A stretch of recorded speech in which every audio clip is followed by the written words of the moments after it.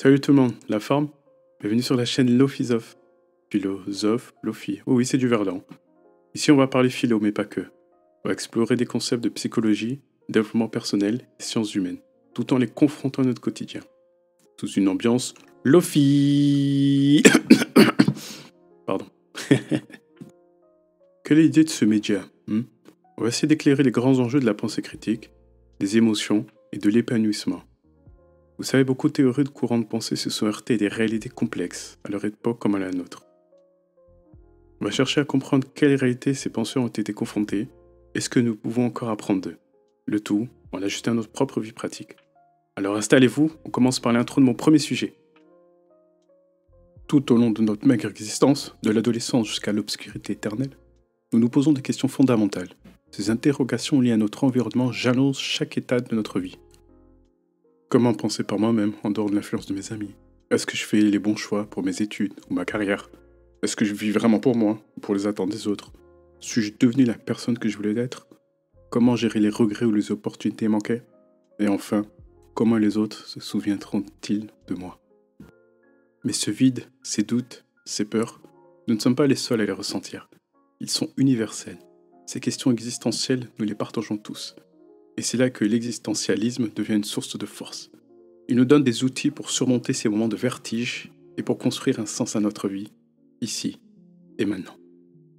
Mais alors, qu'est-ce que l'existentialisme exactement? C'est une philosophie qui place l'individu au centre de tout. Contrairement à d'autres courants, il ne prétend pas que le sens de notre vie est décrit d'avance. Non, pour l'existentialisme, ce sens, c'est à nous de le créer. Ce courant affirme que nous sommes libres, que nos actions définissent qui nous sommes, et que même face à l'absurde ou au chaos, nous avons le pouvoir de créer nos propres valeurs et notre propre destinée. Pas de panique les Lofi, on ne va pas s'enliser dans des concepts incompréhensibles ou compréhensibles au bout de la 10e écoute ou lecture. Ça me rappelle des souvenirs. Oui, on va parler de Kierkegaard, Sartre, Madame de Beauvoir, Camus et encore bien d'autres. Si vous vous demandez qui sont ces gens, restez bien, vous allez voir que leurs idées ne sont pas juste des théories abstraites, mais des pistes concrètes pour mieux vivre dans notre quotidien. Par contre, je vais être honnête, je ne pourrais pas parler de tout le monde et je m'en excuse déjà auprès de fans de philosophes oubliés. C'est pas Jean-Claude du 3e siècle avant Jésus-Christ. Mais ne vous inquiétez pas, je vais parler de grands existentialistes. Et si je vous disais que tout ce qu'on va voir dans cette vidéo pourrait vous amener à vous poser une seule question clé, capable de transformer votre vision de votre propre existence. Alors restez bien jusqu'au bout car je vais vous poser cette question. Une question si simple en apparence mais qui pourrait bien vous hanter, ou mieux, vous libérer. Allez, c'est parti! Søren Kierkegaard. Il naît au Danemark, Copenhague, le 5 mai 1813. C'est le dernier des 7 enfants d'une famille bourgeoise. Son père, Michael Pedersen Kierkegaard, un homme riche et pieux, mais profondément tourmenté, persuadé d'être maudit pour des péchés passés. Cette atmosphère sombre et introspective marque l'enfance de Søren. Pas de jeu d'enfant, pas de légèreté. Il est initié très tôt à la théologie et la philosophie, mais aussi à une mélancolie pesante. La mort frappe durement la famille. Plusieurs de ses frères et sœurs meurent jeunes, laissant une empreinte de tristesse et d'isolement. Loin de l'anéantir, cet environnement nourrit la réflexion de Søren et son besoin de comprendre le monde au-delà des dogmes. Il commence à écrire. Il se questionne sur la foi, non comme une règle à suivre, mais comme une lutte intérieure. Cette quête de sens, ce besoin d'affronter l'angoisse existentielle, deviendra central dans toute sa philosophie. À son âge, Søren cherche déjà à s'affranchir de ses influences pour trouver quelque chose de plus authentique. Søren commence ses études à l'université de Copenhague pour devenir pasteur. Très vite, il s'intéresse à la philosophie et à la littérature, mais ce qu'on lui enseigne en théologie le laisse insatisfait. À 17 ans, voilà que commence son parcours tout tracé. Devenir pasteur, une carrière noble et respectée. Mais très vite, les enseignements académiques et religieux le laissent perplexe. Pour lui, la foi ne peut être une simple formalité. Elle doit être vécue, choisie et ressentie. En 1837, Søren rencontre Regine Olsen, une jeune femme vive et lumineuse. Elle est tout ce qu'il n'est pas. Spontanée, joyeuse, insouciante, leur relation apporte une légèreté inattendue à son univers, mais aussi des doutes. Peut-il vraiment concilier cet amour avec sa quête intérieure? 1 an plus tard, c'est la mort de son père qui le bouleverse. Ce n'est pas seulement un chagrin, c'est une libération. Pour la première fois, il se retrouve maître de ses choix, libre de forger son propre chemin. Cette prise de conscience deviendra centrale dans sa réflexion sur la liberté et la responsabilité. Comme je l'ai dit un peu plus tôt, ces années de doute et de découverte posent les bases de sa philosophie. L'amour pour Régine, la perte de son père et son besoin de comprendre la foi au-delà des dogmes sont autant de pierres angulaires de sa vraie réflexion. Soren commence à voir la vie comme une série de choix, parfois douloureux, mais toujours authentiques. En 1941, Soren fait face à l'un des choix les plus déchirants de sa vie. Il aime profondément Régine, mais il est convaincu que sa vocation intellectuelle et spirituelle est incompatible avec une vie conjugale ordinaire. Pour lui, cet amour, aussi sincère soit-il, est un obstacle à sa quête existentielle. Très réactif, Soren rompt leurs fiançailles. Ce n'est pas un rejet, mais un sacrifice. Cette décision le marque profondément et nourrit sa réflexion sur le choix, le renoncement et les sacrifices nécessaires pour vivre une vie qu'il appelle authentique. Soren se console en soutenant sa thèse de doctorat sur le concept d'ironie, en particulier chez Socrate. Ce texte, qui marque ses débuts dans la philosophie, explore comment l'ironie peut être un outil pour remettre en question les vérités établies. Pour lui, penser par soi-même est une condition essentielle d'une vie authentique. Ces années marquent un tournant dans la vie de Soren. En choisissant l'authenticité au détriment du confort, il ouvre la voie à une réflexion qui influencera toute sa philosophie. L'amour, la liberté et l'angoisse deviennent les fondations de son œuvre. Et vous, combien de fois avez-vous été confronté à un choix difficile, entre le confort et vos convictions? Soren a choisi l'angoisse, l'incertitude, non pas pour souffrir mais pour rester fidèle à lui-même. Et vous, quelle serait votre décision? Les années 1843 à 46 marquent l'apogée intellectuelle de Soren. En seulement 3 ans, il publie une série d'œuvres qui vont profondément marquer la philosophie moderne. Mais ces livres ne sont pas de simples traités abstraits. Ils parlent directement à nos angoisses, nos doutes et nos choix. Il veut nous rappeler que vivre, c'est affronter l'incertitude et accepter de choisir par soi-même. Dans Crainte et Tremblement, Soren revisite l'une des histoires les plus troublantes de la Bible, le sacrifice d'Abraham. Dieu demande à Abraham de tuer son fils Isaac en signe de foi, et au dernier moment, Dieu intervient pour l'en empêcher. Pour Soren, ce récit est bien plus qu'un simple mythe. Il illustre le saut de foi, cet acte de confiance absolue où l'on choisit d'obéir à une conviction personnelle, même si elle va à l'encontre de la logique ou de l'éthique universelle. Il se demande si nous serions capables, comme Abraham, de risquer tout ce que nous avons de plus cher, simplement parce que nous croyons que c'est juste. Bon, personnellement, je ne mettrai pas ma famille en danger, mais aujourd'hui, ce saut de foi prend des formes différentes. Choisir un chemin risqué, mais aligné avec nos valeurs. Faire confiance à l'invisible, même quand tout semble perdu. Soren nous rappelle que ce genre de décision est ce qui donne à notre vie toute sa profondeur. La même année, il publie Ou bien. Oh Soren, bien ou bien Pardon. Une œuvre monumentale où il présente 2 manières de vivre, la vie esthétique et la vie éthique. Écoutez bien, la vie esthétique c'est celle du plaisir, de la beauté et de la superficialité. C'est une vie où l'on fuit les responsabilités pour se rendre dans l'instant présent. Une vie séduisante mais vide. A l'inverse, la vie éthique est celle où on assume pleinement ses choix, où l'on cherche à vivre en accord avec ses valeurs et ses responsabilités. Mais cette vie n'est pas sans douleur, vous le savez. Elle exige de dépasser le désespoir, ce sentiment d'incomplétude et d'impuissance pour embrasser une existence significative. En 1844, Soren publie le concept d'angoisse, une œuvre clé pour comprendre sa philosophie. Pour lui, l'angoisse est un vertige que nous ressentons face à la liberté. Cette liberté infinie, qui nous permet de tout choisir, mais qui nous oblige aussi à tout assumer. Imaginez-vous devant un précipice. Vous savez que vous pouvez sauter, mais rien ne vous y oblige. Cette possibilité de choisir, ce moment où tout semble à portée de main, mais rien n'est décidé, c'est cela l'angoisse existentielle. Soren insiste, ce vertige n'est pas une faiblesse. Il est essentiel. En 1846, Soren publie le Post-Scriptum aux miettes philosophiques, une critique acerbe des institutions religieuses et philosophiques de son époque. Il accuse ces structures d'enfermer les individus dans des dogmes rigides, au lieu de les encourager à vivre leur foi et leur pensée de manière personnelle et authentique. Je pense que vous l'avez compris, mais pour Kierkegaard, l'existence ne peut se résumer à suivre des règles ou à adopter des vérités imposées. Elle se construit dans l'expérience subjective, dans les choix que chacun fait pour lui-même. C'est une invitation à s'éloigner du conformisme pour chercher sa propre voie. Il faut que vous compreniez que dans le Danemark du XIXe siècle, l'Église luthérienne est une institution puissante, un pilier de la société. Elle incarne l'ordre, la morale et l'autorité spirituelle. Mais pour Soren, cette Église est une trahison du véritable christianisme. Il voit en elle une institution corrompue, plus soucieuse de préserver son pouvoir que de guider les âmes vers une foi authentique. Ça me rappelle Nous l'avons vu avec Régine, Soren est très réactif. Notre ami publie une série de pamphlets intitulés L'Instant. Dans ces textes, il attaque l'Église de front. Pas de théorie ou je ne sais quoi, il envoie des jabs. Il dénonce son hypocrisie et son conformisme. Pour lui, les pasteurs prêchent un christianisme édulcoré, adapté aux attentes sociales, mais vide de toute radicalité. L'Église a bien accueilli les critiques de Soren, comme elle l'enseigne, tendre l'oreille, écouter son prochain et accepter la remise en question. Évidemment que non. Ces pamphlets provoquent un véritable scandale. Les religieux ripostent. On ne fait pas que de prier, je vous le dis. Crochet hypercute.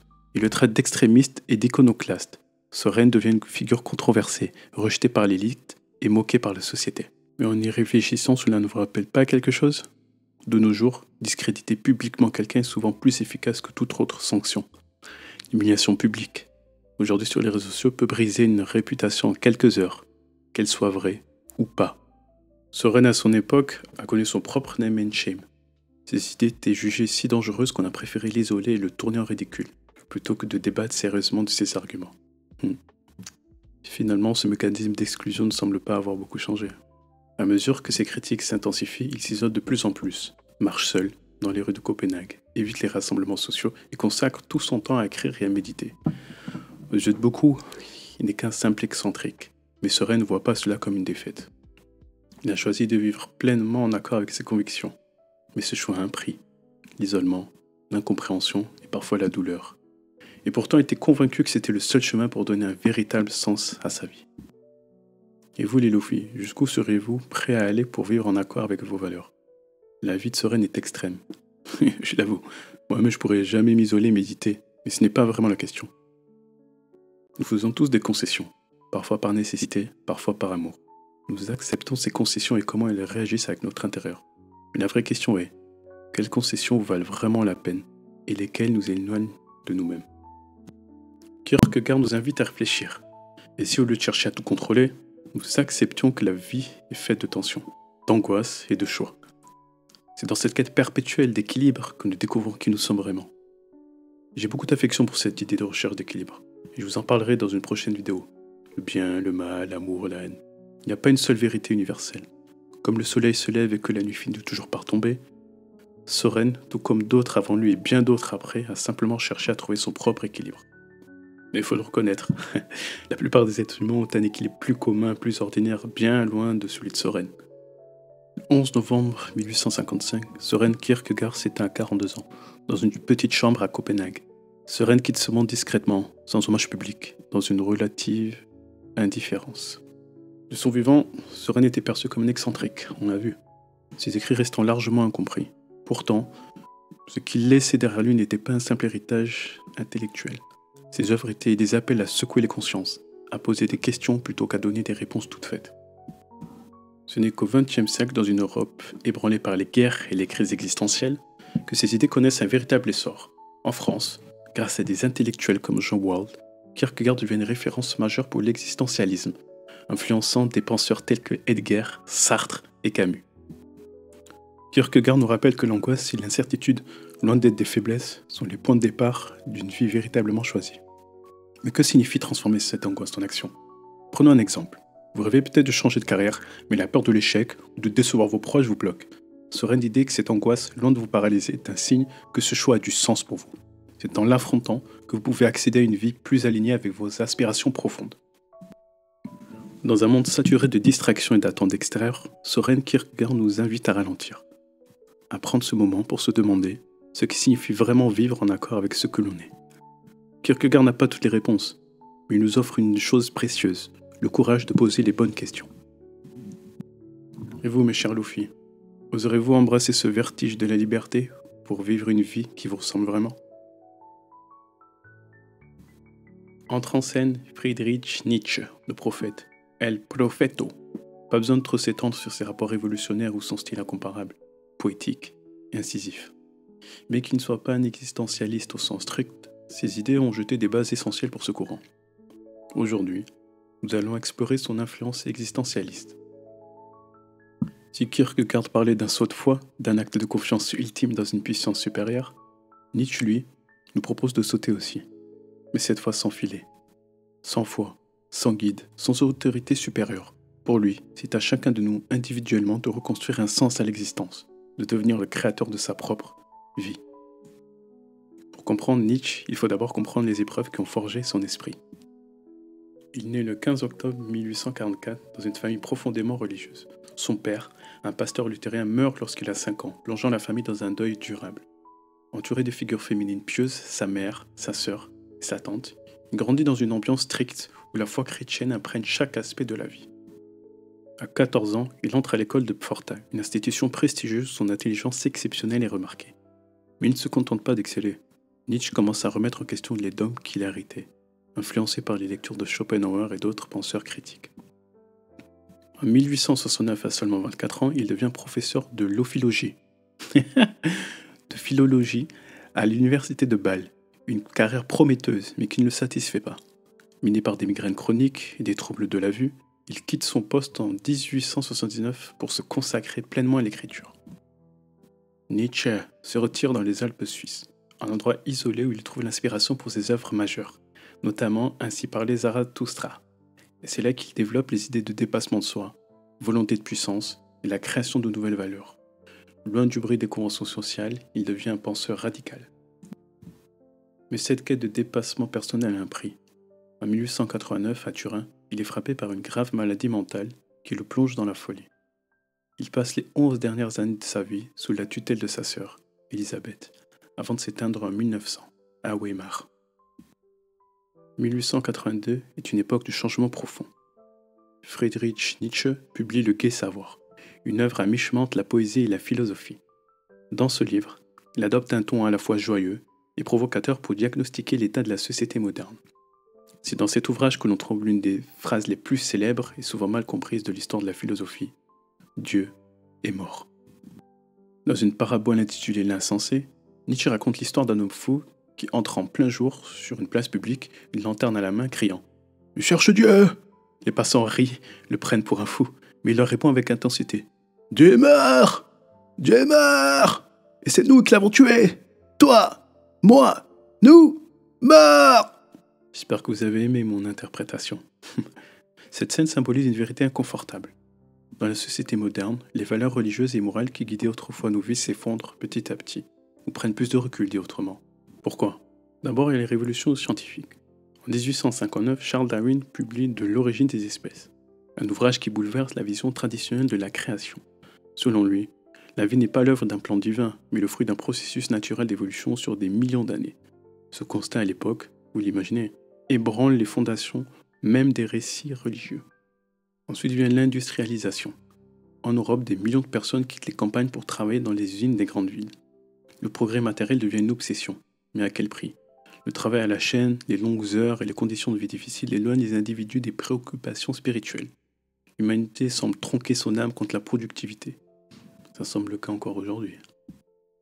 Les innovations technologiques, comme le chemin de fer ou le télégraphe, transforment notre rapport au temps et à l'espace. Les bouleversements politiques et sociaux avec des idéologies nouvelles, comme le socialisme et le libéralisme, remettent en question les anciens repères. Dans cette société, en mutation rapide, les certitudes vacillent, laissant place à un vide que Nietzsche appelle le nihilisme, un monde où rien n'a plus de sens absolu. Loin de se rapprocher au sens courant nihilisme du dictionnaire. Dans une Europe encore largement guidée par l'Église, la déclaration « Dieu est mort » sonne comme un coup de tonnerre.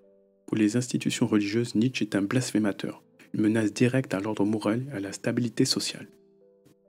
Nietzsche c'est pas bien, mais il ne prenait pas le chaos, il ne célébrait pas la mort de Dieu, il a constaté. Un monde où les repères religieux s'effondrent crée un vide existentiel.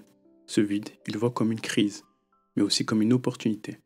Ce vide peut devenir un espace de liberté. En acceptant cette absence de sens imposé, l'individu peut créer ses propres valeurs. Pour Nietzsche, cette liberté est exigeante, mais elle est aussi une chance unique, celle de redéfinir ce qui donne un sens à notre vie. Nietzsche nous interpelle. Dans un monde où les repères s'écroulent, comment choisissons-nous de vivre ? Nos décisions révèlent-elles nos convictions profondes ou sont-elles dictées par des pressions extérieures ? Aujourd'hui, cela peut être le consumérisme ou les réseaux sociaux, mais aussi des obligations familiales ou culturelles profondément ancrées. Prenons un exemple concret. Vous rêvez peut-être de quitter la ville pour une vie à la campagne, plus simple, en harmonie avec vos valeurs. Mais vos proches insistent. Un poste prestigieux, un bon salaire, des vacances à l'étranger, voiture à 40K, un appartement à crédit 400K. C'est ça une vie réussie. Et puis franchement, il y a pire, alors on ne te plaint pas. Ce que je viens d'écrire, évidemment, correspond à une vie réussie pour beaucoup. Des milliards de personnes à travers le monde partagent cette vision. Et pourtant, posez-vous la question, est-ce que cela vous fait vraiment vibrer? Le vrai problème, ce n'est pas de vivre cette vie, mais de savoir si elle correspond à vos propres aspirations, ou si vous la suivez simplement parce qu'elle est validée socialement. Vous conformez-vous pour maintenir une sorte d'équilibre entre vous et les attentes sociales, ou êtes-vous prêt à suivre totalement vos aspirations, même si cela implique des sacrifices, des incompréhensions, ou même une certaine marginalisation? Petit clin d'œil à notre ami Soren, hein. Quel malade. Il ne s'agit pas de rejeter la société en bloc ou de mépriser ses choix, mais de vous demander, ces valeurs sont-elles vraiment les vôtres? Et si elles ne le sont pas, que pourriez-vous créer à la place pour donner du sens à votre existence? Et Luffy, c'est bien beau de parler d'effondrement, mais que se passe-t-il après? Que se passe-t-il lorsque les anciennes valeurs disparaissent sans être remplacées? C'est là qu'intervient le nihilisme, un concept central chez Nietzsche.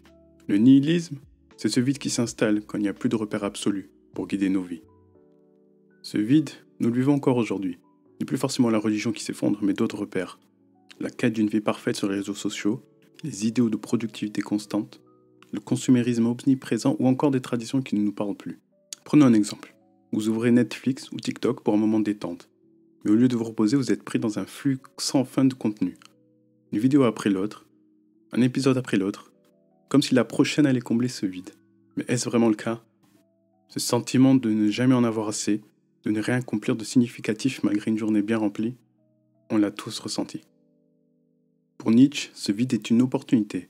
Ce n'est pas une condamnation, mais un terrain vierge, un espace pour réinventer nos vies selon nos propres termes. Il ne nous appelle pas à fuir cet inconfort, mais à l'accepter, à le transformer. Alors que faire face à ce vide?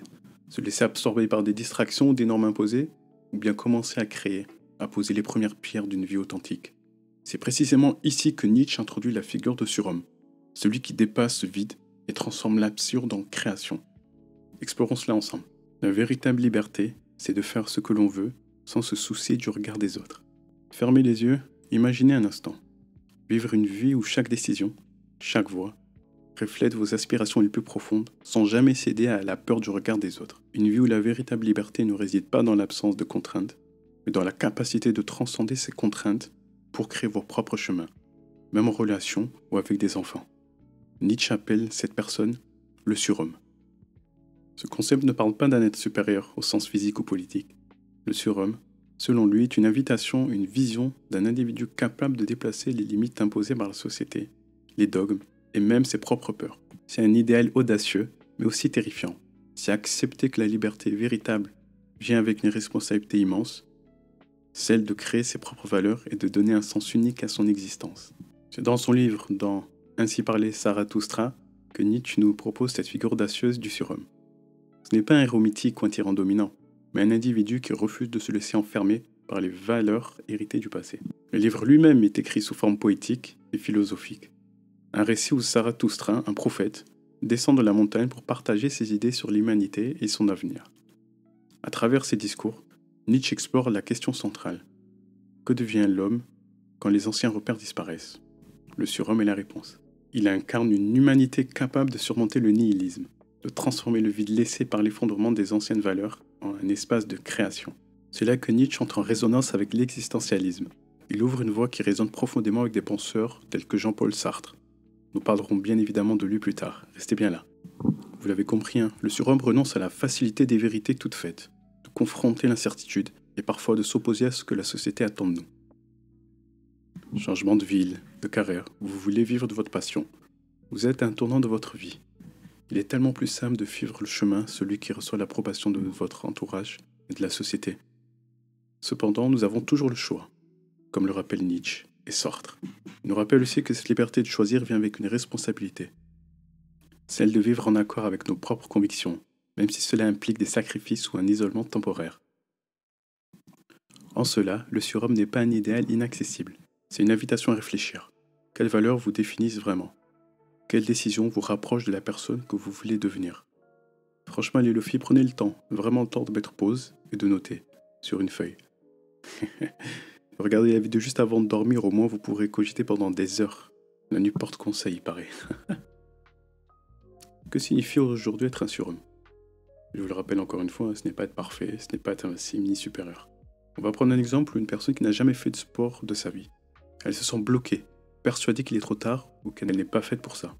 Mais un jour, elle décide de tenter quelque chose de nouveau. Cours de natation, apprendre à courir, ou simplement se mettre au yoga. Ce n'est pas tant le résultat qui compte, mais cette capacité à dépasser ses propres barrières mentales, à défier ses idées préconçues sur ce qu'elle peut ou ne peut pas faire. Dit comme ça, on pourrait croire que Nietzsche aurait été à l'aise dans un séminaire ou une conférence de développement personnel. Dépasse tes limites! Tu es le peintre de ta fresque! Fais-le ou meurs!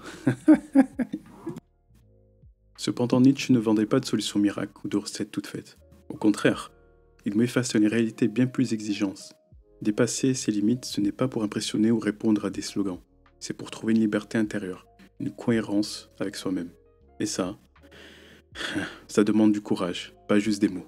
Alors la question serait, quelle frontière êtes-vous prêt à franchir aujourd'hui pour avancer vers une existence qui vous ressemble vraiment? Peut-être que vous l'avez fait avant, et c'est très bien. Cela veut dire que vous pouvez recommencer aujourd'hui. Bon, et comment dépasser ses limites? Il en faut de la volonté. Beaucoup. Ou alors juste une forte volonté. Une puissante volonté. Nietzsche introduit la volonté de puissance. Il ne s'est pas foulé notre ami. Selon Nietzsche, la volonté de puissance est une force vitale, une énergie fondamentale qui nous pousse à évoluer, à créer et à nous dépasser. Vous vous êtes déjà demandé pourquoi on n'arrive pas à commencer quelque chose? On y pense des jours, des mois, mais on ne produit rien. Ce concept est développé dans plusieurs de ses œuvres majeures, comme Ainsi parlait Zarathustra, Par-delà bien et mal, et les fragments posthumes regroupés sous le titre La volonté de puissance. Mais attention, Nietzsche ne nous parle pas d'une force abstraite. Pour lui, la volonté de puissance est partout. Dans la nature, dans l'art et dans nos choix de vie. Sur votre balcon, si vous remarquez, il y a parfois des plantes qui poussent à travers une fissure dans le béton. Ces plantes ne se contentent pas de survivre. Elles cherchent à grandir, à s'épanouir et à aller vers la lumière. C'est cette dynamique que Nietzsche décrit comme la volonté de puissance. Non pas à rester là où on est, mais toujours chercher à se dépasser, à transformer ce qui semble un obstacle en une opportunité. Cette volonté n'est pas un privilège réservé à quelques-uns, mais une capacité humaine universelle, présente dans chaque effort de dépassement. Prenons les artistes. Face à une toile blanche, un morceau inachevé ou une scène vide, ils puisent dans cette force pour créer quelque chose qui n'existait pas. Mais cette pulsion créatrice ne s'arrête pas là. Elle se retrouve aussi chez l'entrepreneur, qui bâtit une vision, chez l'enseignant qui inspire ses élèves, ou encore chez la personne qui réinvente sa vie après un échec. La volonté de puissance, ce n'est pas seulement produire, c'est grandir face à l'adversité, trouver dans les contraintes l'occasion de se réinventer, et surtout, refuser de stagner. Un échec personnel, votre conjoint ou conjointe vous quitte, ou un échec professionnel, vous perdez votre emploi. C'est normal de ressentir de la douleur, de la frustration, ou même de la colère. Mais que faites-vous après? Vous pourriez vous laisser emporter par la spirale du découragement, ou, comme Nietzsche vous dirait, avec son look de coach dev perso moustachu et short au court. Et si cet échec est une chance de redéfinir vos priorités, de découvrir ce que vous voulez vraiment, et même d'oser un chemin que vous n'avez jamais envisagé ou cru possible. C'est là que l'existentialisme rejoint Nietzsche. La responsabilité de notre vie ne repose pas sur ce qui nous arrive, mais sur la manière dont nous choisissons d'y répondre. Encore une fois, Nietzsche ne nous demande pas de devenir des héros ou des créateurs parfaits de notre vie. Il nous invite à affronter les dilemmes avec courage et lucidité. On peut prendre l'exemple de l'environnement. Viser une autosuffisance totale peut sembler noble, mais à quel prix? Et que dire d'un jeune parent qui doit jongler entre ses ambitions sportives et sa famille? Ces situations nous rappellent qu'à chaque fois, chaque choix implique des sacrifices et parfois des compromis. Et c'est précisément là que Nietzsche nous guide. Ne pas chercher une perfection illusoire, mais donner un sens à nos décisions même imparfaites. Être fidèle à soi-même. C'est accepter les tensions et les nuances de la vie. Et vous? Quel défi êtes-vous prêt à affronter? Quel compromis acceptez-vous pour rester en accord avec ce qui compte vraiment? Edmond Husserl. Après Nietzsche et son appel à transcender les anciennes valeurs, pour créer une vie authentique, un autre penseur propose une approche très différente, mais tout aussi fondamentale. Edmond Husserl. Husserl. Bon, vous vous rappelez, Nietzsche nous a invités à plonger dans le vide pour reconstruire tout ça. Husserl ne veut pas plonger directement, il observe. Il nous demande d'observer attentivement. Mais quoi? Ce sont nos pensées, nos perceptions et surtout notre expérience du monde. Husserl introduit la phénoménologie, une méthode rigoureuse pour explorer la conscience. Mais pourquoi est-ce important pour nous? Parce que Husserl pose une question essentielle. Comment percevons-nous la réalité et quels choix en découleront? En d'autres termes, avant même de choisir comment vivre ou sauter à l'inverse, ne devrions-nous pas mieux comprendre ce que nous vivons? Husserl ne partage pas le ton explosif de Nietzsche, mais il ouvre une voie fascinante, celle de revenir à l'essentiel, à notre expérience directe. Et c'est cette expérience qui influencera profondément des existentialistes comme Heidegger, son disciple, ou encore Sartre. Nous allons voir le Luffy comment Husserl, avec sa méthode d'observation, a-t-il ouvert la voie à des questions aussi fondamentales que celles de la liberté et de l'authenticité. Père de la phénoménologie, un courant qui va transformer la philosophie du XXe siècle, Edmund Husserl est né en 1859 en Moravie, dans l'actuelle République tchèque. Husserl commence sa carrière comme mathématicien avant de se retourner vers la philosophie. Fasciné par la rigueur des sciences exactes, il se donne pour mission d'apporter la même précision méthodologique à la philosophie. Il introduit une nouvelle approche révolutionnaire, la phénoménologie. La phénoménologie est avant tout une méthode. Son objectif est de revenir aux choses elles-mêmes. Dit autrement, elle cherche à explorer la manière dont les phénomènes apparaissent à notre conscience. Husserl veut dépasser les théories abstraites pour se concentrer sur l'essence des expériences humaines. Un concept clé dans cette méthode est l'intentionnalité. Contrairement à ce que l'on pourrait croire, la conscience n'est jamais isolée. Elle est toujours tournée vers quelque chose, un objet, une pensée ou une émotion. Quand on réfléchit, on ne pense pas dans le vide, on pense forcément à quelque chose. Cette idée fondamentale change la manière dont on perçoit la conscience. Imaginez que vous regardez un coucher de soleil. Ce que Husserl propose, ce n'est pas d'analyser la composition chimique des couleurs ou de se perdre dans des interprétations poétiques. Il veut que vous vous concentrez sur ce que vous percevez directement, les teintes de rouge, la sensation de calme, la profondeur de l'horizon. L'idée, c'est de suspendre tous les jugements ou préjugés, ce que Husserl appelle l'époquée, pour redécouvrir l'expérience dans sa pureté. Mais c'est quoi jugement et préjugés? Pas de panique, un autre exemple. Imaginez que vous entrez dans une pièce où quelqu'un joue du piano.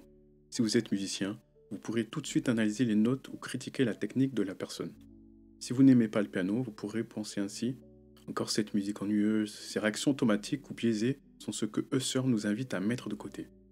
Laissez tomber vos opinions ou interprétations et concentrez-vous uniquement sur ce que vous entendez.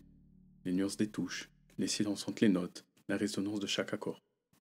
L'époquée, c'est comme mettre votre cerveau en pause sur ce que vous savez déjà, pour vivre pleinement ce que vous ressentez dans l'instant. C'est une façon de redécouvrir le monde sans les filtres que nous avons accumulés au fil du temps. Husserl nous invite donc à un retour à l'essentiel, à observer notre monde et nos actions avec une attention renouvelée. Mais sommes-nous vraiment conscients de ce que nous faisons? Ou sommes-nous pris dans ces réactions automatiques, perdus dans nos pensées? Vous parlez avec un ami, mais êtes-vous vraiment présent? Ressentez-vous ces émotions? Captez-vous ces non-dits? Ou êtes-vous déjà en train de formuler votre prochaine réponse dans votre tête? Husserl nous rappellerait que chaque échange peut être une expérience riche si on prend le temps de l'habiter pleinement.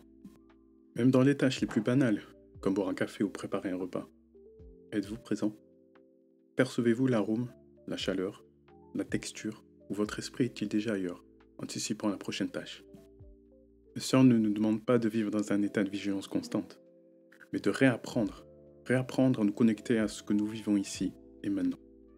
Peut-être que la prochaine fois que vous aurez une conversation, les Luffy, vous effectuerez une tâche simple.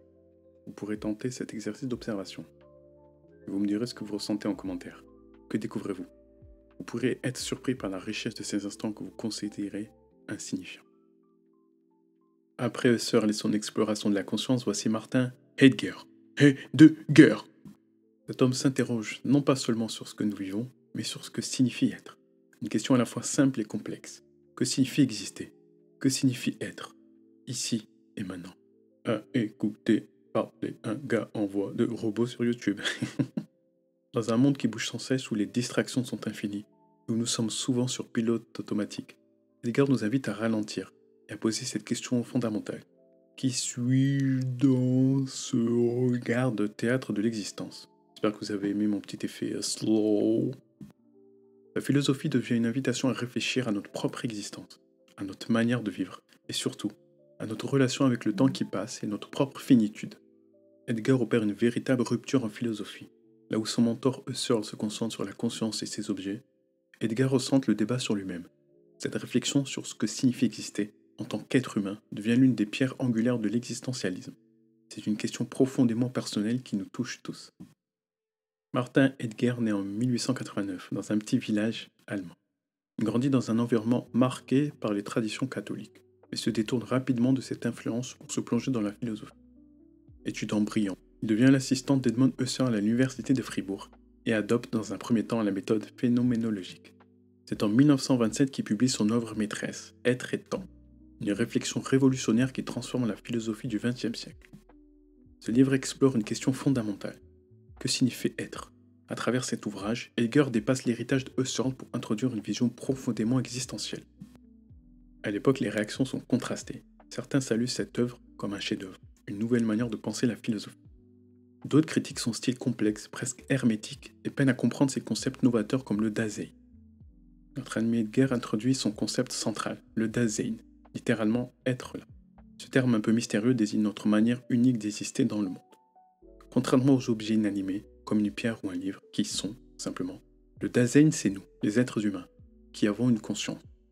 Nous savons que nous sommes là, présents dans ce monde. Et cette conscience de soi va plus loin.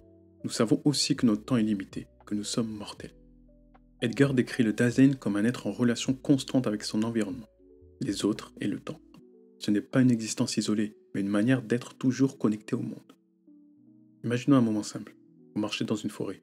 Vous sentez le sol sous vos pieds, entendez les chants des oiseaux, voyez la lumière percer à travers les arbres. Ce n'est pas juste vous marcher, vous êtes pleinement conscient de votre place, dans ce moment précis. Le sentiment d'être là, de manière si intime et consciente. C'est ce que Heidegger appelle le Dasein. Heidegger dépasse la phénoménologie de Husserl en introduisant deux idées fondamentales qui influenceront profondément l'existentialisme. La conscience de mortalité. Nous savons que notre existence est temporaire. Ce simple fait transforme la manière dont nous vivons. Chaque choix, chaque action prend un sens particulier quand on sait qu'on n'a plus qu'un temps limité pour exister. La responsabilité des choix. Heidegger rejette l'idée que notre vie est prédéterminée. Au contraire, il affirme que nous avons la liberté et donc la responsabilité de façonner notre existence. Vivre de manière authentique, c'est reconnaître cette liberté et l'assumer pleinement. Pour Heidegger, vivre de manière authentique, c'est affronter une vérité fondamentale. Nous sommes des êtres finis. Notre temps est limité, et c'est cette conscience de notre finitude qui donne du sens à nos choix. Mais vivre authentiquement n'est pas simple. La plupart du temps, nous nous laissons happer par ce que Heidegger appelle le on. Le on, c'est cette force collective, on va dire impersonnelle, qui régit nos vies sans que nous n'en ayons pleinement conscience. C'est cette petite voix invisible qui dit « on fait comme ça, on doit réussir sa carrière, on doit se conformer à un tel standard ». En suivant le on, nous vivons souvent selon des règles imposées par la société ou notre environnement, sans vraiment les questionner. Cela nous éloigne de nos choix personnels et de ce qui pourrait nous rendre authentiques. L'inauthenticité selon Heidegger, c'est de se perdre dans ces routines imposées, fuir les questions essentielles, ou faire des choix par défaut sans les remettre en question.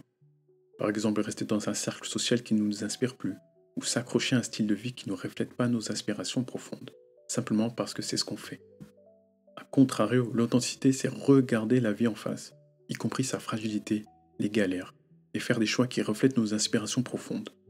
C'est aussi reconnaître que ce qui compte pour nous, et agir en conséquence, même si cela demande du courage ou implique de sortir de sa zone de confort. Prenons des exemples concrets. Imaginez une personne confrontée à un diagnostic difficile. Ce moment de crise peut être un tournant. Elle pourrait céder à l'inauthenticité en continuant à vivre mécaniquement, sans questionner son quotidien. Mais la plupart du temps, nos vies prennent plus de valeur quand on se sait condamné. C'est à ce moment-là qu'on prend du temps pour prendre du recul. On réévalue ce qui est important et on décide de consacrer son énergie à des projets ou des relations qui comptent vraiment. Il n'est jamais trop tard. Mais c'est navrant que c'est dans ces moments où l'on sait qu'on peut partir dans X mois ou années qu'on décide de vivre pleinement. Dans mon cas personnel, une des raisons pourquoi je fais beaucoup de sport, c'est parce que je sais un jour je ne pourrai pas en faire autant. Maintenant, supposons que vous soyez préoccupé par l'impact de votre alimentation sur l'environnement. Nous pouvons choisir de continuer à consommer de la viande industrielle sans réfléchir, en vous disant « de toute façon, ce que je fais ne changera jamais ». Mais l'authenticité, selon Heidegger, c'est accepter ses responsabilités individuelles et agir en alignement avec vos valeurs. Cela pourrait signifier réduire vos consommations de viande ou privilégier des produits issus d'élevage respectueux, où les animaux sont élevés en plein air, par exemple. Ou plus radical, ne plus manger de viande. Ces choix, bien qu'ils puissent sembler modestes, reflètent un engagement conscient envers ce qui compte pour vous.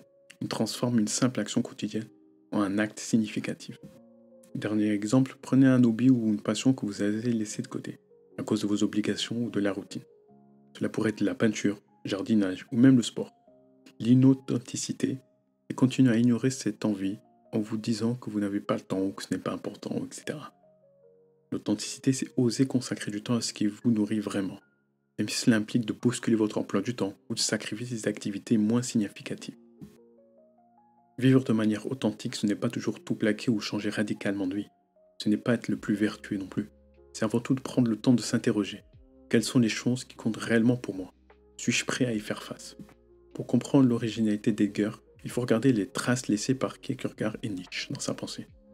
Le premier, avec son saut de foi et sa réflexion sur l'angoisse, a montré que se confronter à nos certitudes et à nos limites était une voie vers l'authenticité. Edgar reprend cette idée, mais la déplace. Ce n'est plus une foi en Dieu qui donne un sens à l'angoisse, mais notre propre confrontation à l'être et à la finitude. Pour le second, Nietzsche, qui proclamait la mort de Dieu et appelait à la création de nouvelles valeurs, Edgar voit dans cette mort de Dieu une invitation à ne plus chercher de repères absolus, mais à construire notre existence à partir de l'expérience du Dasein, cet être-là, conscient de lui-même et de son temps limité. Après Nietzsche, Kierkegaard, Edgar, qui nous invitait à explorer nos propres libertés et à assumer nos responsabilités personnelles, Emmanuel Levinas emprunte un chemin profondément différent. Là où les précédents se concentraient sur le jeu, là où les précédents disaient « regarde en toi-même », Levinas place l'autre au centre de la réflexion. Et vous allez voir, les Lofi, cette perspective redéfinit ce qui signifie être humain. Levinas naît en 1906 en Lituanie, au cœur d'une famille juive attachée à ses traditions. Très jeune, il est bercé par les récits religieux et de la littérature, mais aussi par les bouleversements historiques qui marquent l'Europe de l'époque. Curieux et passionné, il se tourne vers la philosophie et la littérature comme des outils pour comprendre le monde. Mais hélas, la grande histoire vient bientôt frapper à sa porte. Pendant la Seconde Guerre mondiale, Levinas perd presque toute sa famille dans la Shoah. Lui-même, captif dans un camp de prisonniers de guerre en Allemagne, survit de justesse à cette période d'horreur. Ce traumatisme n'éteint pas sa réflexion. Au contraire, il l'alimente. Levinas ne s'attarde pas sur la colère ou le ressentiment. Il pose une question qui transcende la douleur. Comment peut-on encore croire en l'humanité après une telle tragédie? Comment répondre à la violence, à l'indifférence, sans sombrer dans le cynisme ou la haine? Pour Levinas, la réponse est radicale. Là où Edgar demandait « qu'est-ce que l'être ?», Levinas retourne la question « qu'est-ce que l'autre ?» Il affirme que l'humanité ne se trouve pas dans ses concepts abstraits, mais dans notre rencontre avec autrui. C'est dans le regard de l'autre, dans ce qu'il appelle le visage, que se trouve une responsabilité éthique fondamentale. Ce visage, dit-il, nous interpelle. Il nous demande de répondre, d'agir, de prendre soin. Levinas est un philosophe qui parle autant à notre cœur qu'à notre raison. Les idées naissent d'une douleur insondable, mais elles brillent d'une lumière étonnante. Il ne s'agit pas de théories complexes, mais d'un appel à l'humanité. Malgré tout, nous pouvons encore nous regarder dans les yeux et dire « Je suis là pour toi ». Levinas place au centre de sa réflexion une idée simple mais révolutionnaire, le visage. Vous voyez le visage de cette belle personne, vous ne pouvez pas regarder ailleurs. Vous rougissez si elle vous retourne ce regard. Ce n'est pas ça. Ce n'est pas juste un visage physique. Pour lui, le visage, c'est une présence, une ouverture. Quand vous regardez quelqu'un, ce visage vous parle, mais pas avec des mots. Il dit « Je suis vulnérable, je suis unique, et tu as une responsabilité envers moi. » Et c'est là que l'idée d'altérité prend tout son sens. L'altérité, c'est reconnaître que l'autre est radicalement différent de moi. Pas un miroir de mes pensées, pas une extension de mes désirs, mais une réalité qui m'échappe, un mystère. Je ne le connais pas. Le visage de l'autre, c'est le rappel de cette altérité, et ce qui nous pousse à sortir de nous-mêmes pour répondre à cette présence unique. Alors pourquoi cette insistance sur le visage? Parce qu'il révèle quelque chose de fondamental. L'autre n'est pas un objet dans mon monde, mais un sujet avec une existence propre, une histoire, une souffrance, des rêves. Levinas nous dit que cette rencontre avec l'autre, à travers son visage, nous place face à une exigence éthique. Nous sommes responsables de cet autre, avant même de penser à nous-mêmes. Levinas va même plus loin. Je cite. Le visage de l'autre nous dit « Tu ne tueras point ». Quelques petits exemples pour que vous compreniez bien. Imaginez que vous croisez quelqu'un dans la rue, les yeux baissés, les traits marqués par la fatigue ou la tristesse. Ce n'est pas juste un passant parmi d'autres. Enfin, si, mais en croisant son regard, vous ressentez un appel. Ce n'est pas un cri, ce n'est pas une demande explicite, mais ce visage vous touche, vous interpelle. Il peut vous dire « Me vois-tu vraiment? Qui suis-je pour toi ?» Vous êtes en désaccord avec un ami ou un collègue. Dans la chaleur du moment, il est facile de le réduire à ses paroles ou à ses actions. Il m'a dit ça, donc il est comme ça. Mais si vous prenez un instant pour regarder son visage, pour voir au-delà de ses mots, percevrez quelque chose de plus profond. une expérience, une fragilité, une humanité. Cela change tout. Au lieu de répondre avec colère, vous ressentez une forme d'empathie, qui est d'ailleurs mon sujet de mémoire. Ah, il faut que je m'y mette les Luffy. Pensez maintenant à un réfugié qui arrive dans un pays étranger. Trop souvent, il ou elle est réduit à un chiffre dans les statistiques, à un problème pour le gouvernement ou la sécurité. Mais si vous regardez son visage, vraiment regardez, que voyez-vous? Ce n'est plus un chiffre ou un concept abstrait. C'est une personne avec une histoire, une douleur, un appel silencieux. Je suis ici. Me vois-tu vraiment? J'ai besoin d'aide. Je vous confie une chose. Ça va être toute ma vie, je me suis dit, quand j'aurai les moyens, quand je serai super riche, oui, c'est ambitieux, alors je commencerai à aider les autres. Je ne suis pas encore millionnaire. Peut-être bientôt grâce à vous. Et pourtant, même aujourd'hui, je sais que je n'aide pas autant que je ne le pourrais. Et puis, je vois des personnes avec beaucoup moins de moyens que moi qui donnent et qui s'engagent, qui agissent. Vous l'avez compris, je ne suis pas là pour vous faire la morale, ou vous dire d'être parfait. Moi non plus. Mais Lévinas nous invite à cette réflexion. Si chacun de nous reconnaît ses propres limites, peut-être pourrions-nous, malgré tout, commencer à faire un petit pas. Pas pour être vertueux ou paraître mieux, mais simplement pour répondre à cet appel de l'autre qui nous dit « Je suis là ». Et si ce premier pas était déjà une manière d'être plus humain, accepter l'autre, parfois, c'est aussi s'accepter soi-même. Reconnaître en l'autre ses fragilités, ses doutes, c'est souvent un miroir de nos propres failles. Et peut-être qu'en répondant à l'appel de l'autre, on apprend aussi à mieux répondre à nos propres besoins. Lévinas, en dialogue avec les existentialistes, apporte une nuance essentielle à leur réflexion. Lévinas critique la vision centrée sur le jeu. Pour lui, cette focalisation risque de nous éloigner d'une question primordiale, celle de l'éthique. Quelle est notre responsabilité envers les autres? Lévinas renverse la perspective en affirmant que l'éthique, notre responsabilité envers autrui, doit primer sur l'ontologie.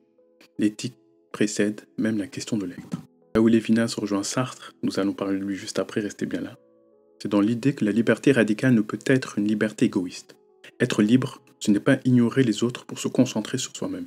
C'est reconnaître que mes choix impactent les autres, et qu'en tant qu'être humain, j'ai une responsabilité envers eux. Lévinas enrichit ainsi l'existentialisme en nous rappelant que l'existence authentique ne se limite pas à une quête intérieure. Elle s'épanouit dans la relation, dans cet échange constant avec autrui. Et c'est là une des leçons les plus puissantes de sa philosophie. Accepter que l'autre, dans sa différence, est aussi une part de nous-mêmes. L'éthique dans notre société fast life.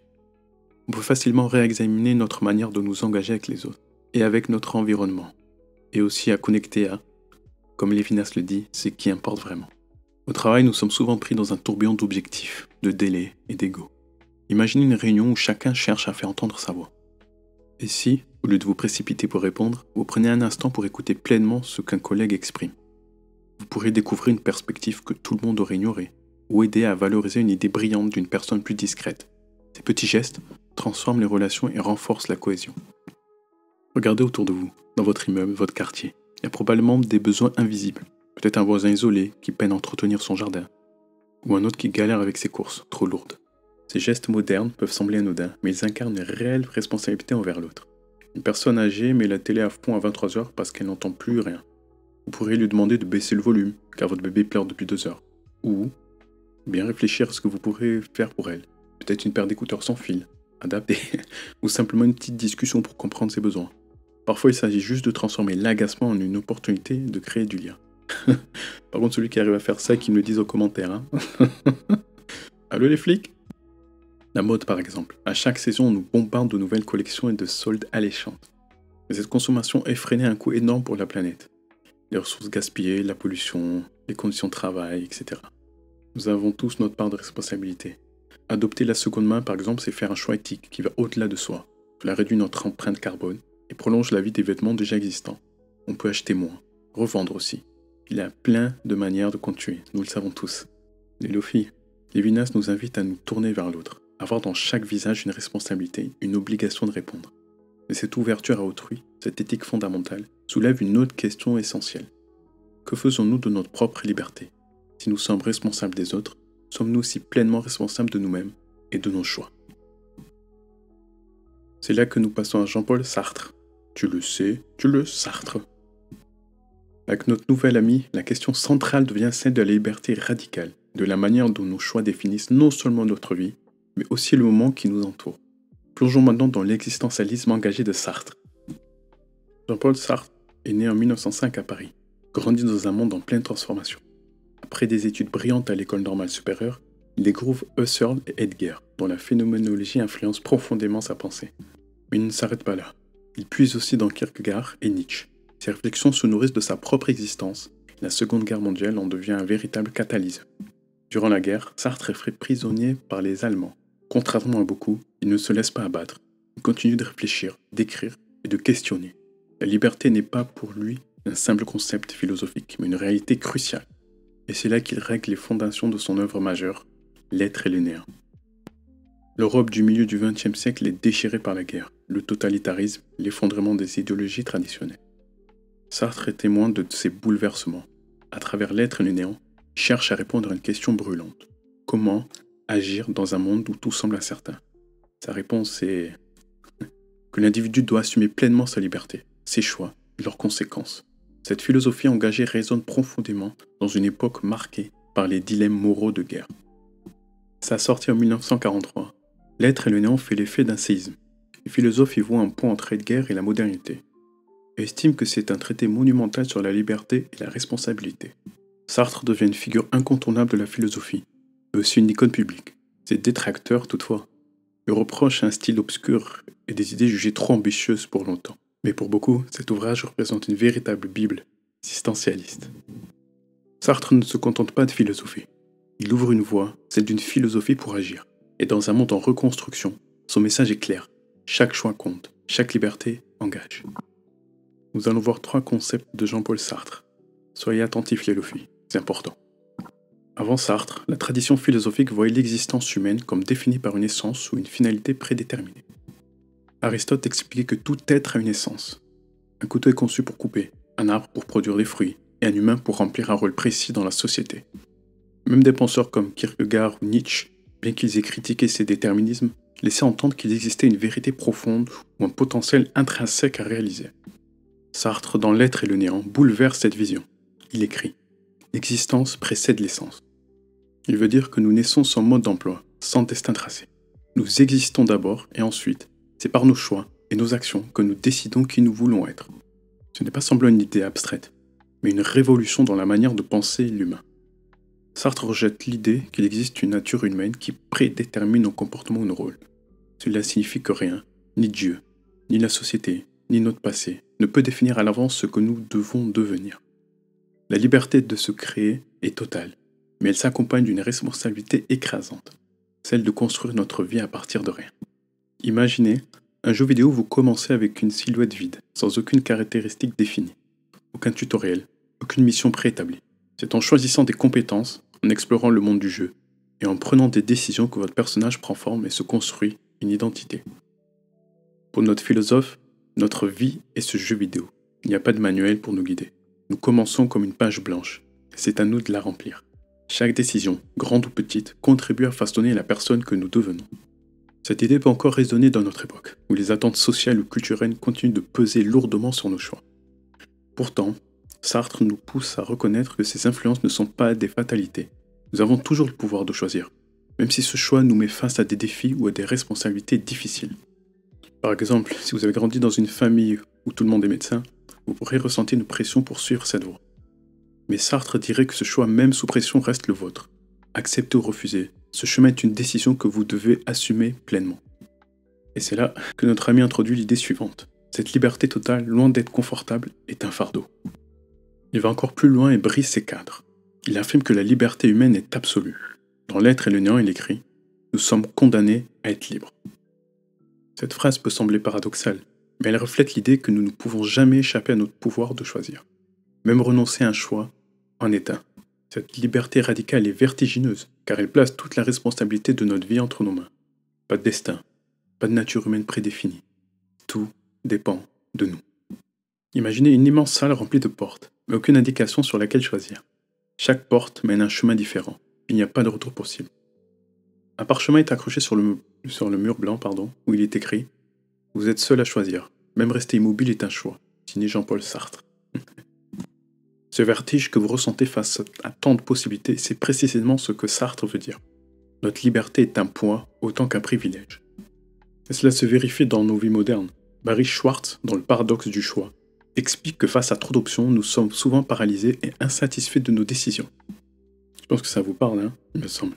Ce moment où on passe 10 minutes à scroller sur Netflix ou Disney et compagnie, incapable de choisir un film. La liberté absolue peut devenir un fardeau. Face à ce fardeau, Sartre introduit la notion de mauvaise foi, ce moment où nous prétendons ne pas avoir le choix pour éviter d'assumer notre liberté. Des moments que nous connaissons tous. Je suis obligé de faire ça, je n'ai pas le choix, c'est la faute de la société, de mes parents, non, c'est mon patron. Mais en réalité, les excuses sont souvent des rationalisations. Nous choisissons d'agir ainsi, mais nous préférons ne pas le reconnaître pour fuir les conséquences de nos décisions. Un exemple universel est imaginez que vos amis vous invitent à sortir, mais vous n'en avez pas envie. Au lieu de dire non, je préfère rester chez moi, tout simplement. Vous invitez une excuse, je suis trop fatigué, ou j'ai beaucoup de travail. Pourquoi est-ce un acte de mauvaise foi? Parce que vous masquez votre véritable choix derrière une justification extérieure. Cela peut sembler anodin, et c'est une manière d'échapper à notre liberté en évitant d'assumer nos envies et le jugement des autres. Dire non, je préfère rester chez moi, c'est difficile, hein. Mais c'est un acte de liberté authentique. Vous acceptez la responsabilité de votre décision sans chercher à la camoufler. Jean-Paul Sartre ne veut pas que ces idées restent des concepts abstraits. Il nous invite à examiner nos vies, nos choix et nos responsabilités. Dites-moi les Lofi, quels sont les choix que vous remettez à plus tard en prétendant que ce n'est pas le bon moment? Ou, dans votre vie, faites-vous semblant de ne pas avoir de liberté pour éviter une décision difficile? Notez tout sur une feuille et essayez d'y répondre. Prenons 3 exemples concrets. Le premier, c'est cette personne qui veut réduire sa consommation de fast fashion. Au lieu de se dire c'est trop compliqué, je n'ai pas les moyens d'acheter des vêtements éthiques ou de luxe, Sartre dirait que refuser de changer est un choix en soi. Achetez moins. Choisir des vêtements de seconde main, c'est un petit pas qui reflète une décision consciente et engagée. Imaginez encore cette personne qui, par habitude ou manque de motivation, ignore les signaux de son corps. Je n'ai pas le temps de faire du sport, se dit-elle. Mais ce n'est qu'une excuse. On le sait au fond de nous. Reconnaître que ses choix impactent son bien-être et décider d'accorder du temps à son corps, même quelques minutes par jour, est un acte de liberté authentique. Dernier exemple, la déconnexion, tous ces écrans. Combien d'entre nous ont dit je n'ai pas le choix, il n'y a rien à faire d'autre. Mais en réalité, décider de limiter son temps en ligne pour lire un livre, aller marcher, tout simplement respirer est un choix conscient. Et simple. Ce n'est pas un rejet des autres, mais une manière de reprendre la maîtrise de son temps et de ses priorités. Sartre nous rappelle que notre liberté est totale, mais qu'elle vient avec des responsabilités. Chaque jour, nous faisons des choix, parfois sans en avoir conscience. Ces choix construisent notre vie, mais aussi le monde dans lequel nous vivons. Alors, que ferons-nous de cette liberté aujourd'hui, maintenant? Dans le panthéon des grands existentialistes, il y a une voix qui se démarque non seulement par sa profondeur philosophique, mais aussi par son engagement social. Je suis très content de la présenter. Simone de Beauvoir. Elle n'est pas seulement la compagne intellectuelle de Sartre, elle est une philosophe à part entière, une pionnière, qui a osé étendre l'existentialisme au-delà des réflexions individuelles pour explorer les injustices sociales qui conditionnent nos vies. Simone pose une question essentielle. Qu'est-il ou qu'en est-il de la liberté dans un monde structuré par des inégalités, des normes et des attentes sociales? Elle va là où peut oser aller. Elle s'attaque aux barrières invisibles qui limitent nos choix. Pour elle, comprendre la liberté, c'est aussi comprendre les contraintes qui pèsent sur nous, notamment celles liées au genre, à la classe sociale et au rôle imposé par la société. Elle ouvre une perspective nouvelle. La lutte pour la liberté individuelle ne peut ignorer la dimension collective. Simone de Beauvoir prolonge l'existentialisme tout en le révolutionnant. Si Sartre parlait de liberté individuelle totale, Beauvoir lui répond « Cette liberté n'est pas donnée à tous de la même manière. Il faut d'abord comprendre comment les structures sociales influencent nos choix pour pouvoir s'en libérer. » On va d'abord revenir sur son propre parcours marqué par un intellect exceptionnel, mais aussi par les contraintes d'un monde où les femmes n'étaient pas destinées à être libres. Elle naît en 1909 dans une famille bourgeoise française. Simone grandit dans un monde où les femmes sont cantonnées à des rôles étroits. Se marier, élever des enfants, rester dans l'ombre. Mais très tôt, elle montre un esprit rebelle et une soif d'apprendre. Elle excelle dans ses études et devient l'une des premières femmes agrégées en philosophie. Un exploit à une époque où les femmes étaient rares à l'université. Sa rencontre avec Jean-Paul Sartre marquera le début d'un partenariat intellectuel unique qui influencera profondément leur vision du monde. Beauvoir ne se limite pas à la théorie. Avec Le Deuxième Sexe, publié en 1949, elle bouleverse les normes établies. Ce livre, véritable manifeste féministe, dénonce comment la société réduit les femmes à des rôles prédéterminés, les enfermant dans des attentes genrées. Et pourtant, l'après-guerre ouvre une brèche. Les femmes réclament davantage de droits, ayant prouvé leur valeur pendant le conflit. C'est dans ce contexte de changement que Beauvoir propose une pensée radicale. On ne naît pas femme, on le devient. Derrière cette phrase se cache une révolution intellectuelle. Comprendre que les contraintes imposées par la société ne sont pas une fatalité, mais peuvent être déconstruites. Simone de Beauvoir ouvre le deuxième sexe avec cette phrase révolutionnaire. Elle critique l'idée selon laquelle les rôles genrés seraient déterminés par la biologie. Contrairement à une vision essentialiste où les femmes seraient naturellement destinées à des rôles comme la maternité ou la domesticité, la philosophe affirme que ces rôles sont socialement construits. La société, à travers l'éducation, la culture et les institutions, façonne les attentes envers les individus en fonction de leur sexe. C'est une critique directe des structures qui assignent des rôles immuables confinant les femmes à des sphères dites immanentes, c'est-à-dire restreintes à leur nature supposée, au lieu de leur permettre d'explorer la transcendance, c'est-à-dire l'autodétermination. Imaginez qu'à la naissance vous recevez une boîte à outils. Selon votre genre, certaines de ces clés et marteaux vous sont permis et d'autres interdits. Par exemple, une fille pourrait entendre « sois gentille, sois jolie, prépare-toi à devenir une bonne épouse », tandis qu'un garçon pourrait recevoir un message différent, et on le sait. Sois fort, sois ambitieux, sois un leader, etc. Ce conditionnement n'a rien à voir avec la capacité réelle de la personne, mais avec ce que la société attend d'elle. Beauvoir, en disant « on ne naît pas femme, on le devient », nous pousse à remettre en question ces limites imposées dès l'enfance. Toujours dans son livre Deuxième sexe, Beauvoir utilise les notions d'immanence et de transcendance pour décrire deux modes d'existence. L'immanence correspond à une stagnation dans des rôles figés, souvent imposés par la société. Par exemple, la domesticité ou les tâches reproductives, historiquement attribuées aux femmes, illustrent cette idée. Et la transcendance, qui, en revanche, décrit la capacité de dépasser ses limites, d'agir sur le monde, de créer, d'innover ou de s'engager dans des projets qui reflètent sa liberté. La tension entre ces deux notions réside dans le fait que la société, par ses structures patriarcales, enferme souvent les femmes dans l'immanence, tout en réservant la transcendance aux hommes. Imaginons une jeune fille qui rêve de devenir ingénieure en robotique. Pourtant, depuis son enfance, elle est bombardée de messages publicitaires et culturels. Les magazines, les publicités de cosmétiques, et même les compliments de son entourage, parents, voisins, etc., qui valorisent sa beauté. Tu es belle, tu es belle. Ce n'est pas une mauvaise chose en soi, attention. Sauf si cette valorisation esthétique passe bien avant ses compétences ou ses ambitions. La transcendance, pour elle, c'est de refuser cette assignation à l'immanence de l'apparence et prouver que sa valeur va bien au-delà de son physique. Elle choisira par conséquent de consacrer son temps à apprendre, à créer et à bâtir des robots. Beauvoir va plus loin que Sartre en montrant que la liberté individuelle n'est jamais absolue. Nos choix sont influencés, parfois étouffés, par des structures sociales invisibles mais puissantes. Ces structures peuvent inclure les normes genrées qui définissent qu'est une femme ou un homme, les institutions comme le mariage ou l'éducation qui reproduisent ces normes, les attentes implicites, une femme doit se sacrifier pour sa famille ou un homme doit être le soutien financier principal. Pour Beauvoir, la véritable liberté implique non seulement de reconnaître ses influences, mais aussi de les déconstruire. Imaginez que vous êtes sur un chemin balisé, entouré de murs invisibles. Ces murs sont faits de traditions, pression sociale et de messages répétés depuis votre enfance. Chaque fois que vous essayez de sortir du chemin, vous ressentez une résistance, des regards, des commentaires ou des doutes intérieurs. Beauvoir nous dit, ces murs ne sont pas immuables, ils existent parce qu'on les accepte, et on peut apprendre à les abattre. Simone de Beauvoir nous enseigne que la liberté ne peut être pleinement vécue sans confronter les structures qui nous les conditionnent.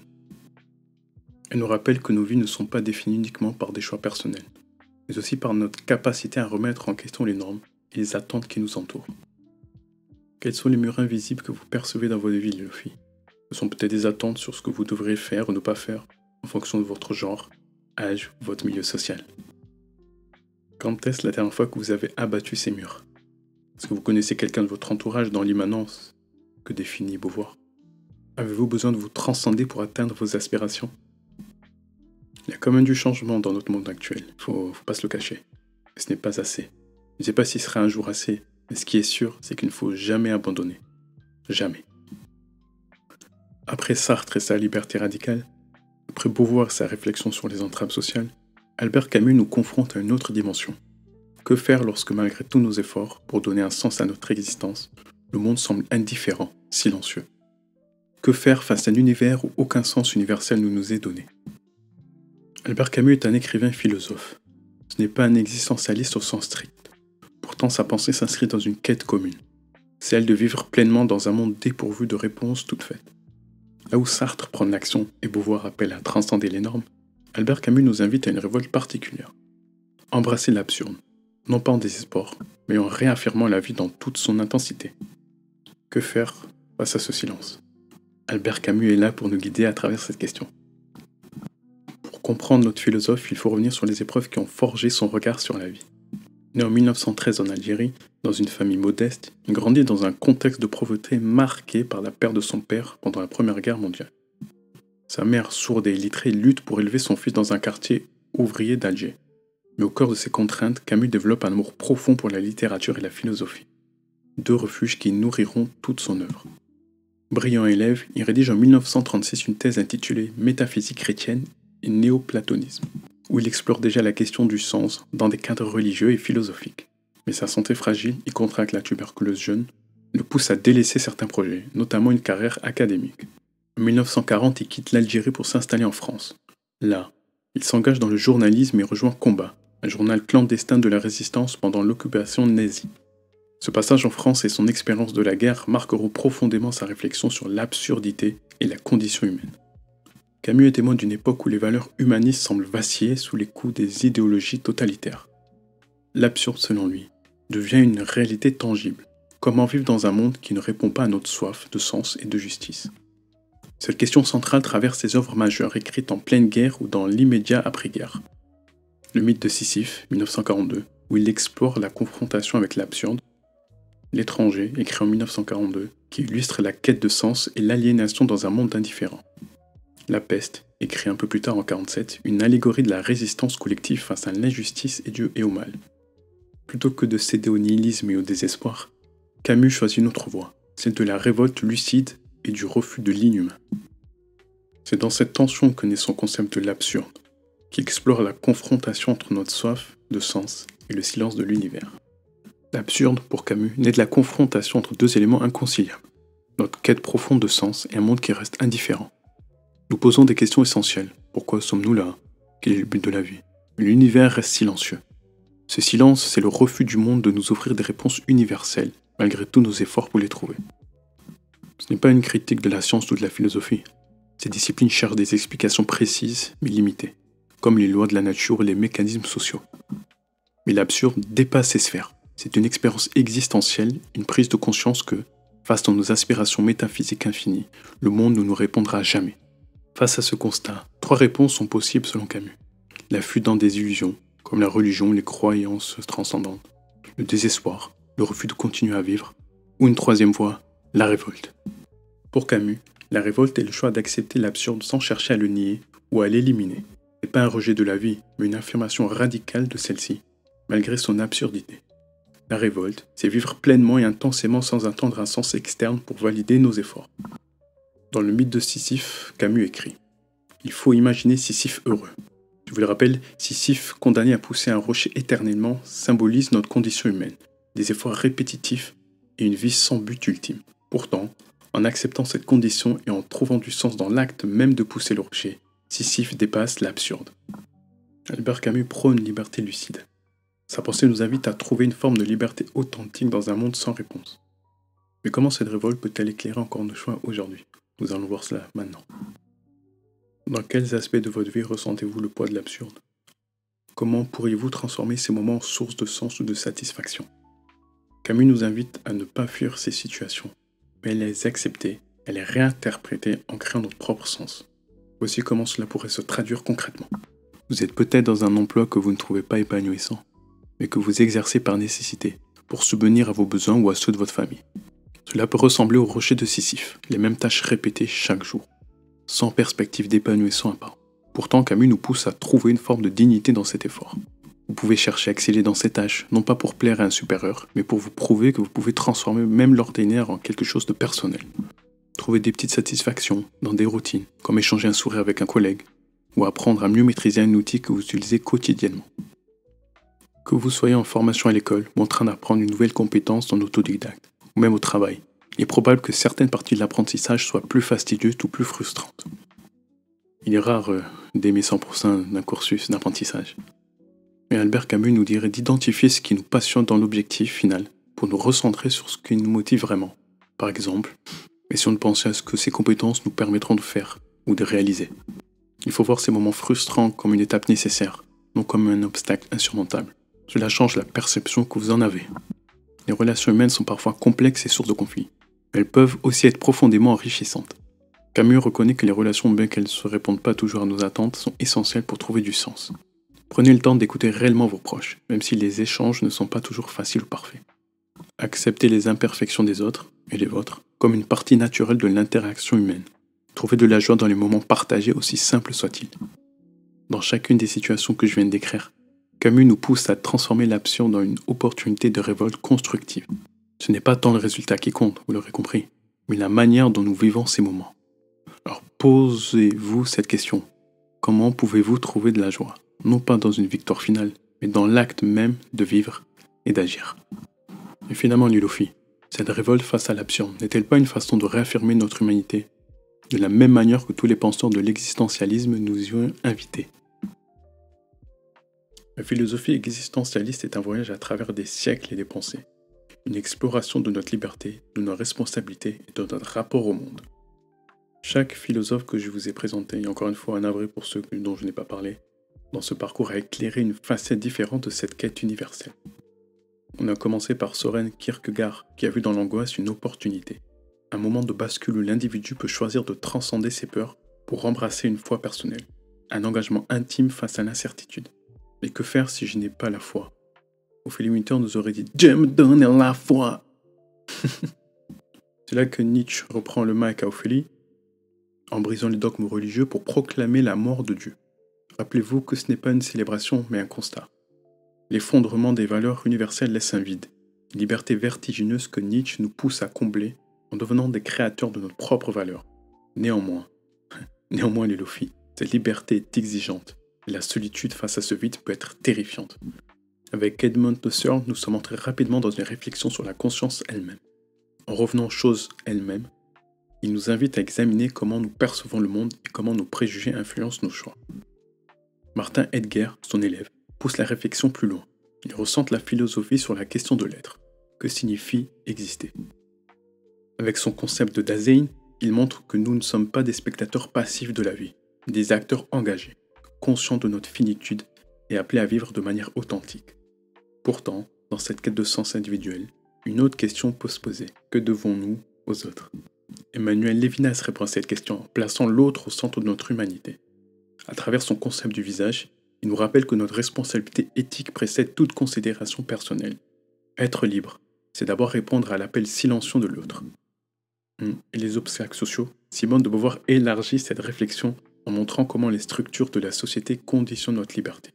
Son célèbre « On ne naît pas femme, on le devient » illustre comment les rôles genrés et les normes culturelles entravent notre capacité à agir librement. Elle nous pousse à identifier ces murs invisibles et à les abattre pour vivre pleinement. Avec M. Jean-Paul Sartre, la liberté atteint son apogée. Nous sommes, selon lui, condamnés à être libres, entièrement responsables de nos choix, même dans les situations les plus contraignantes. Mais cette liberté est un fardeau. Elle nous force à assumer pleinement notre existence sans excuse ni échappatoire. Et enfin, Albert Camus nous confronte à l'absurde, ce décalage entre notre soif de sens et l'indifférence de l'univers. Pourtant, il ne prône ni le désespoir ni la résignation.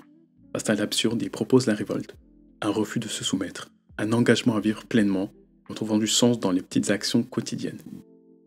Ces penseurs nous montrent que la vie, bien que dépourvue de sens, est un terrain d'action et de création. Ils nous rappellent que malgré les obstacles, qu'ils soient intérieurs, sociaux ou existentiels, il nous appartient de définir notre chemin, d'assumer nos choix et de répondre à l'appel des autres. Une question simple, les Luffy. C'est celle qui doit changer votre vie, je l'ai dit, on a trop. Enfin, elle doit la changer normalement. Comment choisissez-vous de vivre votre liberté aujourd'hui? Je ne peux pas m'arrêter comme ça. La philosophie nous l'enseigne. Il est crucial de prendre du recul. L'existentialisme, bien qu'elle inspire la liberté et la responsabilité, peut rencontrer des limites lorsqu'elle est confrontée au poids écrasant de certaines réalités. Sartre affirme que nous sommes condamnés à être libres. Mais qu'en est-il des personnes vivant dans un contexte où ces libertés semblent inaccessibles? Qu'en est-il d'un jeune dans un pays occupé ou d'une femme dont le pays interdit l'éducation et l'expression libre? Ces situations peuvent sembler contredire l'idée de liberté radicale. Mais si vous avez bien suivi, Sartre et Camus eux-mêmes ont vécu des contextes de contraintes extrêmes. L'occupation nazie pour Sartre, la guerre et l'exil pour Camus. Sartre a choisi d'écrire des œuvres de résistance après sa libération, tandis que Camus, dans La Peste, transforme la lutte contre l'absurde en un engagement collectif et éthique. Même dans des contextes extrêmes, l'existentialisme ne propose pas une liberté illimitée, mais une liberté lucide, adaptée aux circonstances. Ce n'est pas toujours une question de transformer le monde, mais parfois de choisir la dignité dans un acte, aussi simple soit-il, face à l'adversité. La liberté que décrit Beauvoir est entravée par des structures sociales telles que les normes de genre, les inégalités systémiques. Mais ces obstacles ne sont pas équitablement répartis. Une femme dans un pays où l'accès à l'éducation est interdit pour son genre fait face à des défis bien plus fondamentaux qu'une femme confrontée à un plafond de verre dans une entreprise. Dans un tel contexte, la liberté de transcendance que propose Beauvoir peut sembler hors de portée. Mais même dans ces situations, des actes comme transmettre un savoir ou se battre pour de petites victoires peuvent être des formes de révolte contre l'immanence. Se battre pour changer son gouvernement par exemple, ou fuir. Sans parler de contexte extrême, la liberté radicale de Sartre peut être perçue comme une charge insupportable aussi. Une personne vivant dans la précarité, jonglant avec plusieurs emplois, penser qu'elle a réellement la possibilité de réfléchir à des choix profonds et existentiels, l'urgence du quotidien, les besoins fondamentaux écrasent tout. Parfois, l'existentialisme peut paraître élitiste, conçu pour ceux qui ont le luxe de réfléchir à leurs choix. Mais notre cher Camus nous rappelle que la dignité peut se trouver dans les petits gestes. Continuer malgré tout devient une manière de transformer l'absurde en acte de sens. Des parents qui galèrent à joindre les deux bouts peuvent être fiers que leurs enfants mangent à leur faim et vont à l'école et ont des activités. L'existentialisme nous invite à aller au plus profond de nous-mêmes, à affronter nos peurs, nos doutes et nos insécurités. Mais pour beaucoup, ce processus peut sembler terrifiant. Pourquoi d'après vous? Parce que regarder en face ce que nous esquivons depuis longtemps, comme nos échecs, nos regrets ou nos insatisfactions, peut provoquer un sentiment d'angoisse écrasante. Il est souvent plus facile de se distraire, de rejeter la faute sur les circonstances extérieures, que de plonger en soi-même. Sartre parle de mauvaise foi, rappelez-vous, pour décrire cette tendance à fuir nos responsabilités. Mais cette fuite est aussi une manière de nous protéger d'une confrontation douloureuse avec nos vérités personnelles. Kierkegaard ou même Sartre soulignent que cette angoisse n'est pas une impasse, mais c'est un passage. Oui, c'est inconfortable. Et c'est aussi une étape nécessaire pour se réinventer. En affrontant ces peurs, on ouvre une porte vers une vie bien plus authentique et alignée avec ce que nous sommes réellement. En fin de compte, les Lofi, c'est cette confrontation avec soi-même qui peut transformer l'angoisse en moteur d'action et de liberté. Les critiques de l'existentialisme ne le diminuent pas, mais lui donnent une dimension plus nuancée. Ce n'est pas une solution universelle, mais un cadre pour réfléchir à notre place dans un monde complexe et souvent injuste. La vie c'est dur, mais que faites-vous? Sérieusement, que faites-vous? Dans nos contraintes grandes ou petites, quelle marge de liberté arrivez-vous à identifier? Même si elle semble infime, pourrait-elle devenir un point de départ pour une révolte ou pour une transformation? Prenez le Covid par exemple. Malgré tout, cet événement a bouleversé des vies et poussé beaucoup d'entre nous à reconsidérer ce qui comptait vraiment. Soyons clairs, il ne s'agit pas d'être en permanence en mode révolte, toujours à l'affût de quelque chose à changer. Le plus important, c'est que vous trouviez votre équilibre. Parce qu'on ne se sent bien que lorsqu'on prend un moment pour répondre dans son fort intérieur à une question essentielle. Suis-je heureux? Merci Lilo Philosophe. À la prochaine!